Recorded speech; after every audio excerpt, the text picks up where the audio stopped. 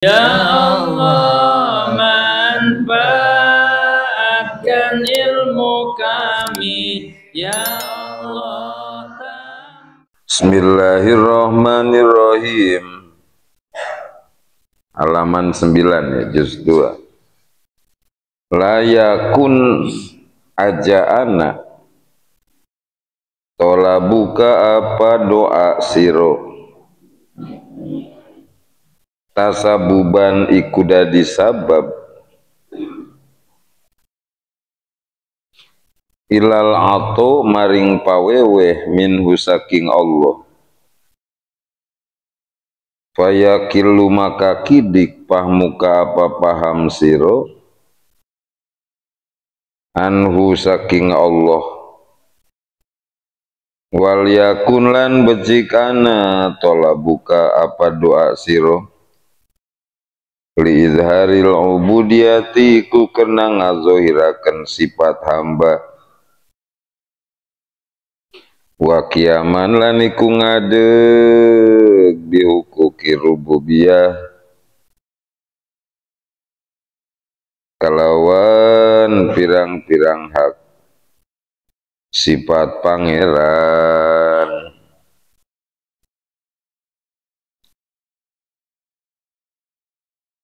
Bismillahirrahmanirrahim.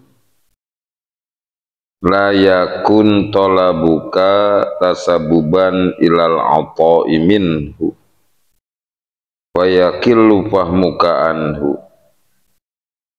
wal yakun tolabuka li izharil ubudiyah wa qiyaman bihukukir rububiyah.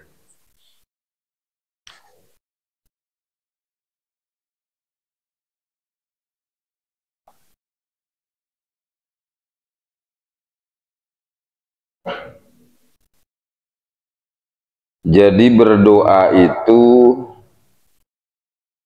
dibagi dua. Pertama, doa awam. Kedua, doa khawas.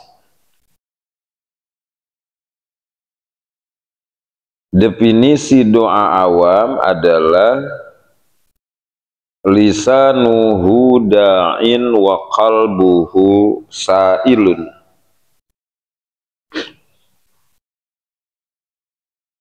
Mulut membaca doa, ya ghaniyu ya mughni aghnini bihalalika an haramika wa bi ta'atika ma'siyatika wa aghnini bi fadlika man siwak. Wa qalbuhu sa'ilun, hatinya minta kekayaan. Ya ghaniyu ya mughni aghnini.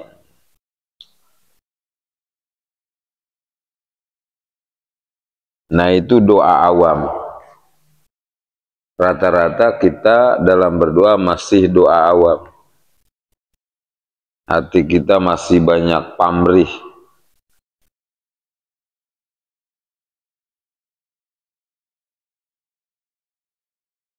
Masih banyak permintaan. Karena hati kita kebanyakannya masih mengikuti hawa nafsu.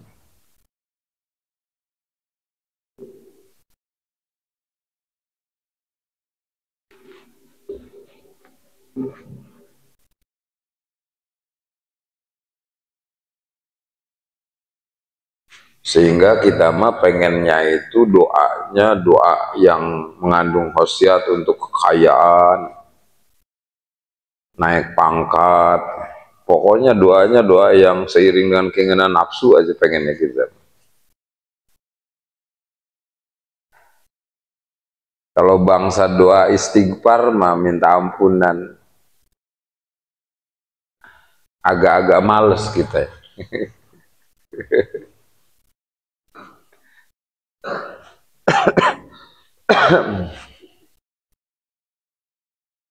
Atau ngedoa pengen diberi kekuatan ibadah jarang. Jarang yang ngedoa, ya Allah aku mohon kepadamu ya Allah agar kiranya aku diberi kekuatan berjamaah sholat 5 waktu ya Allah. Kayaknya nggak ada.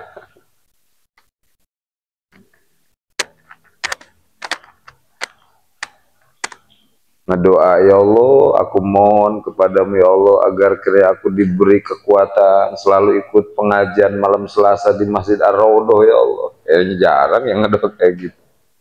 Nggak ada. Karena tidak seiring dengan keinginan hawa nafsu. Padahal kalau kita pikir lebih dalam, berdoa meminta kepada Allah supaya diberi kekuatan sholat 5 waktu berjamaah, berdoa meminta kepada Allah supaya diberi kekuatan menuntut ilmu, itu lebih afdol daripada minta kekayaan.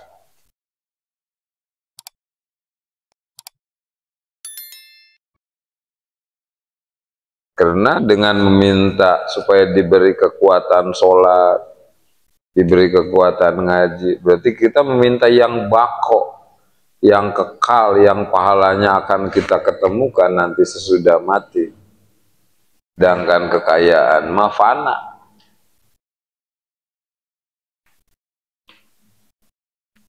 Hanya kita rasakan waktu hidup di dunia saja. Udah mati mah ditinggalin semua itu, nggak ada yang dibawa. Al-baqi afdolu minal fani, yang kekal lebih afdol daripada yang fana. Jadi kebanyakan kita awam dalam berdoa masih mengikuti kepentingan nafsu. Bahkan saking awamnya kita nih, kalau misalnya ada tetangga atau saudara ngejek sama kita, terus hati kita marah, kadang saking awamnya kita ngedoain supaya orang itu cepat mati.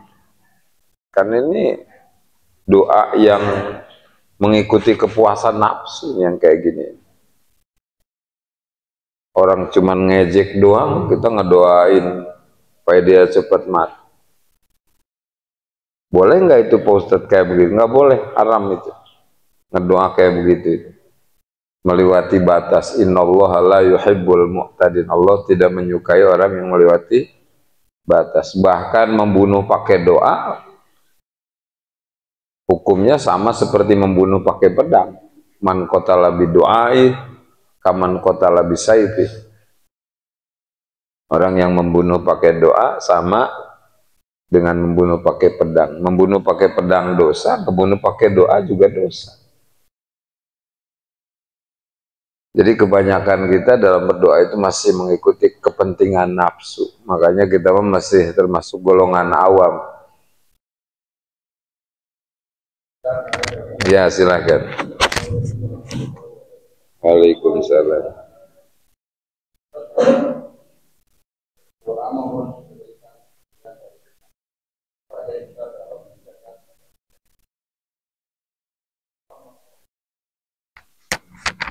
Ya.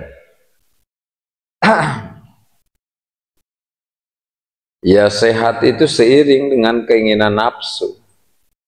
Nafsu kita pengennya sehat, pengennya kaya, pengennya cair, pengennya lancar. Ya, termasuk doa awam. Termasuk doa awam. Karena masih meminta sesuatu yang seiring dengan keinginan hawa nafsu. Termasuk doa awam.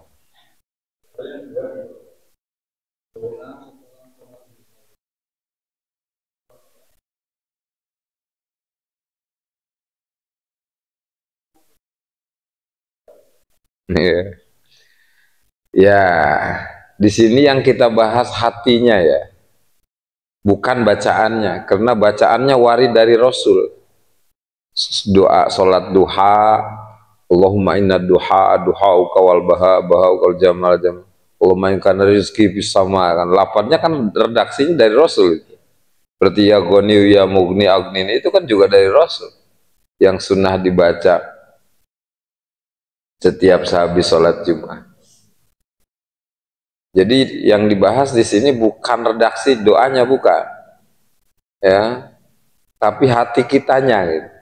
Hati kitanya, gitu. Para wali juga sama, sholat duha, baca doa Allahumma in kana rizki fis samai fa'anzil wa in kana fa'ari itu sama para wali juga. Habis sholat Jumat mereka para wali juga sama, ya Ghani ya Mughni Aghnini bihalalika.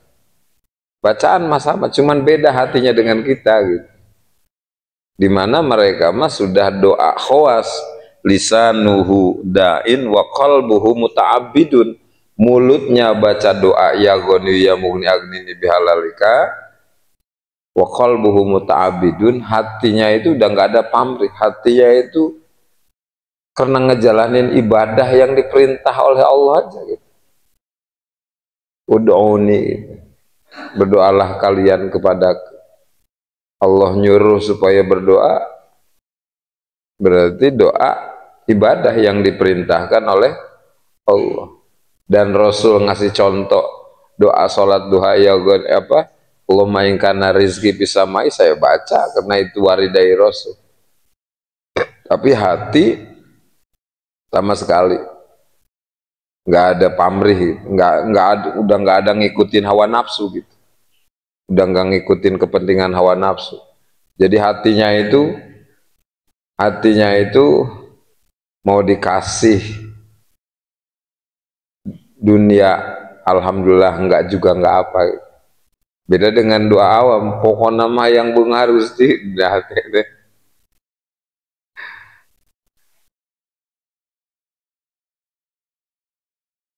Iya. Jadi kalau doa huasma lisanuhu da'in wa qalbuhu muta'abbidun. Mulutnya berdoa, hatinya ibadah. Beda, ya, konsekuensinya akan beda antara doa awam dengan doa khawas. Orang awam sholat duha, wali sholat duha. Kalau orang awam karena dia ngikutin hawa nafsu, kan sholat duhanya itu pengen cepat kaya, dapat 1 bulan sholat duha ngedoa ingkana rizki saya belum kaya-kaya, akhirnya purik, gunung ngambek, gitu. Waduh, gue udah sebulan nih sholat duha, kata Ustadz untuk kekayaan, tapi sampai sekarang gue belum kaya-kaya. Ujung-ujungnya Ustadz disalahin juga sama dia. Nggak manjur nih amalan dari Ustadz nih.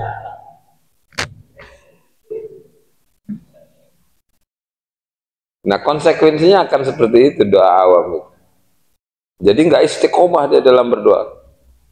Dia mau berdoa itu kalau seiring dengan keinginan hawa nafsu. Dan ketika tidak ada buah dari yang dia pinta, akhirnya purik nafsunya itu, ambek, nggak mau ngedoa lagi, gitu. Nah, itu doa awam seperti itu. Jadi sulit untuk bisa istiqomah. Nah, kalau wali mah sholat duha, baca Allahumma in kana rizki fis samai fa'anzil wa in kana fa'ari, hatinya sudah muta'abbid, ngelaksanain ibadah aja. Jadi mau dikasih mau enggak terserah Allah, karena sudah diatur oleh Allah masalah rizki mah. Nahnu qasamna bainahum ma'isyatahum fil hayati dunya. Allah ngasih tahu kepada kita dalam Al-Quran, nahnu, aku, qasamna, yang membagi ma'isyatahum, kehidupan manusia, fil hayati dunia, waktu hidup di dunia. Sehingga walaupun apa itu nggak kaya, walaupun hidup sederhana, terus sholat duha dia. Karena hatinya itu tadi sudah lurus, nggak ngikutin hawa nafsu. Nah, itu doa khawas kayak gitu.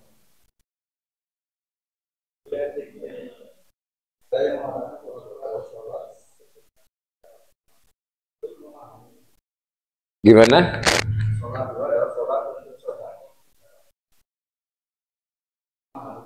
Nah ya, ya jadi begini,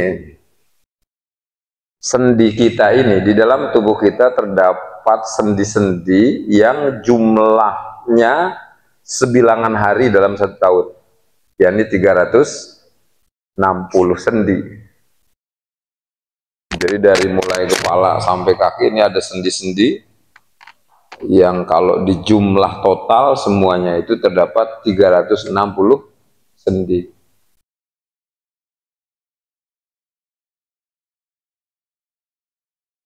Lalu Rasul berkata, orang yang melaksanakan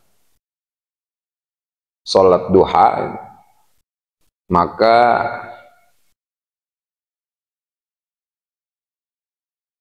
bahasanya sodakoh, Rasul ngomongnya ya.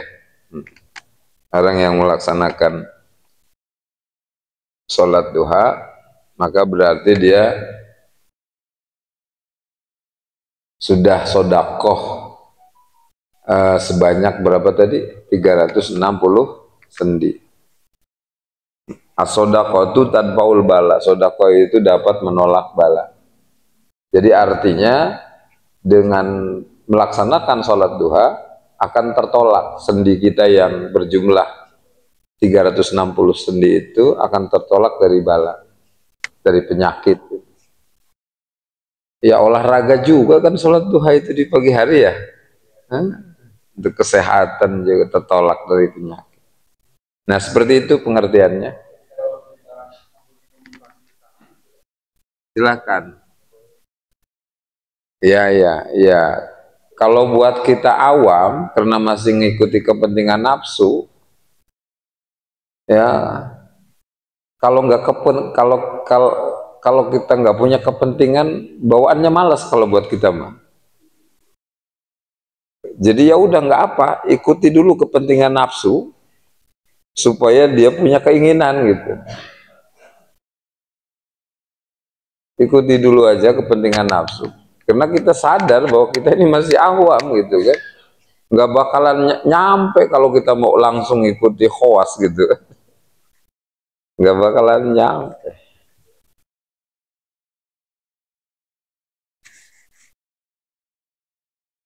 Nah, maka di sini Imam Ibnu Athaillah memberikan pengarahan kepada kita, la yakun tolabuka tasabuban ilal atoi minhu. Jangan kita berdoa dengan tujuan supaya doa menjadi sebab untuk mendapatkan pemberian Allah. Fayakilu pahmuka anhu. Maka kita tidak akan pernah paham kepada hikmah yang terkandung di dalam perintah doa.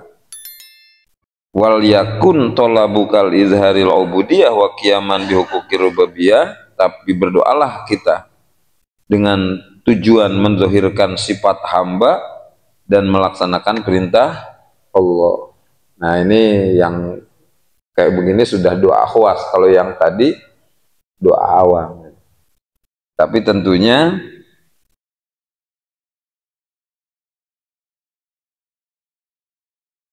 kita juga harus sadar makom, karena kita masih makom awam ya.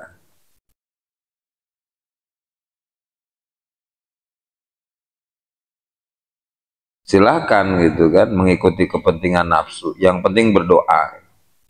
Tapi jangan sampai melewati batas saja gitu. Tapi kita harus sadar bahwa kalau doa kita masih doa awam, masih jauh hati kita untuk bisa sampai marifat kepada Allah. Karena kita masih sepi inggawe rame ing pamrih. Kalau wali mah zahirnya melaksanakan ibadah berdoa yang diperintahkan oleh Allah, hatinya sudah ikhlas hanya melihat Allah, tidak mengikuti kepentingan nafsu, sehingga hati mereka sudah dekat dengan Allah. Wallahu a'lam bishawab.